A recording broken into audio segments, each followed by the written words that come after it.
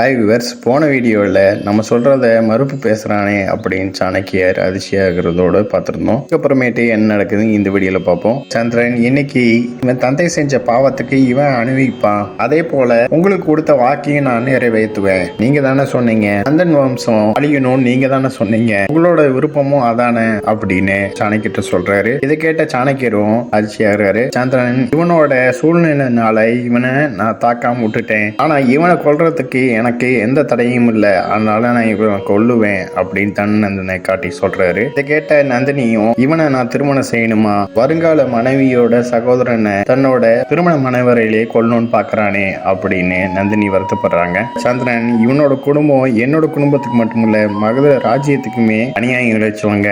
அப்படி இருக்கிறப்ப இவனை நான் கொன்னே தீருவேன் அப்படி சொல்லிட்டு சந்திரன் தனநந்தனை தாக்க பாக்குறாரு. அந்த நேரத்துல அவன் உயிரை நீ பறிக்க கூடாது, இது சொல்றது நானு அப்படிங்கிறாரு. சிறையில அடங்கி அவனை திருமணத்துக்கு அப்புறமேட்டு என்ன பண்ணலான்னு முடிவு எடுப்போம், புரியுதா சந்திரா அப்படிங்கிறாரு. அதுக்கும் சந்திரா, என்னால புரிஞ்சுக்க முடியாது, இதுக்கு நான் புரிஞ்சுக்கணும் அப்படின்னு சாணக்கியருக்கு மறுப்பு பேசுறாரு. இதை கேட்டும் அதிர்ச்சியாகிறாரு சாணக்கியர். என்னோட தந்தையை கொன்னதுக்கு நான் இது வரைக்கும் பழி வாங்கல, என் தாய் பட்ட துன்பத்துக்கும் நான் எதுவும் பழி வாங்கல, நந்தன் வம்சம் அழியணும்னு நீங்க தானே ஆசைப்பட்டீங்க அப்படிங்கிறாரு. இதை கேட்ட சாணக்கியரும், இது சாணக்கியரோட பழி, சாணக்கியரோட விருப்பப்படிதான் இது நடக்கணும், மகதத்தோட அமைச்சரோட முடிவு இது, மகத நாட்டு அரசரோட திருமணத்துல எந்த அசம்பாவிதமும் நடக்கக்கூடாது அப்படின்னு நான் விரும்புறேன் அப்படின்னு சாணக்கிய சொல்றாரு.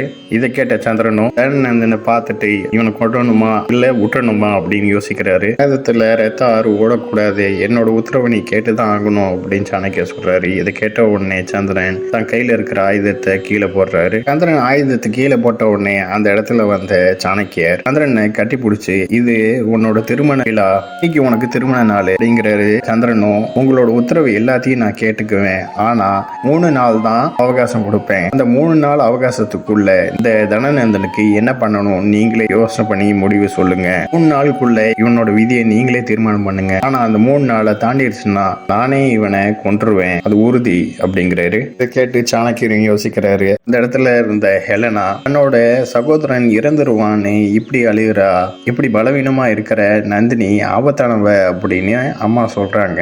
இங்க ஆபத்தானவர்களா இருக்க போறா அப்படின்னு மனசுக்குள்ள நினைக்கிறாங்க. சாணக்கியர், இவனை இழுத்துட்டு போங்க, சிறையில் அடைங்க அப்படின்னு சொல்றாரு. தனநந்தன் இழுத்துட்டு போறப்ப சந்திரகுப்தா, நான் உன்னை விட மாட்டேன், உன்னை வதம் செய்வேன் அப்படின்னு சொல்லிட்டே போறாரு. என்ன நடந்தாலும் சரி, உன்னோட மரணம் என்னோட கையால தான் அப்படின்னு சொல்லிட்டு போறாரு. அவந்திகாவும் நந்தினியும் அழுகிறாங்க. அதுக்கப்புறமேட்டு சாணக்கியர் தொடர்ந்து சம்பிரதாயம் ஆரம்பிக்கட்டும் அப்படின்னு சொல்லிட்டு போறாரு. சம்பிரதாயம் ஒவ்வொன்றும் செய்யறாங்க. அந்த நேரத்துல நந்தினி, நீ அரசியானா மற்ற பெண்களுக்கும் பாதுகாப்பு கிடைக்கும், உன்னோட சேர்ந்து மற்றவங்களும் வாழ்வாங்க, நீ இப்படி பழி வாங்கணும்னு நினைச்சேன்னா உங்களோட வாழ்க்கை நரகமாயிரும் அப்படின்னு அவந்திகா சொன்ன விஷயத்த நினைச்சு பாக்குறாங்க நந்தினி. அதுக்கப்புறமேட்டு சம்பிரதாயம் முடிஞ்ச உடனே ஐயர் வந்து நந்தினிட்டையும் சந்திரன்ட்டையும், இதுக்கப்புறம் நீங்க ஒருத்தர் வாக்குறுதி அளிங்க அப்படின்னு சொல்றாரு. இதோட இந்த எபிசோட் முடியுது. நெக்ஸ்ட் எபிசோட்ல பார்க்கலாம். இந்த சேனல் சப்ஸ்கிரைப் பண்ணுங்க, அண்ட் பெல் பட்டனையும் பிரஸ் பண்ணுங்க, லைக் பண்ணுங்க, ஷேர் பண்ணுங்க. தேங்க்யூ.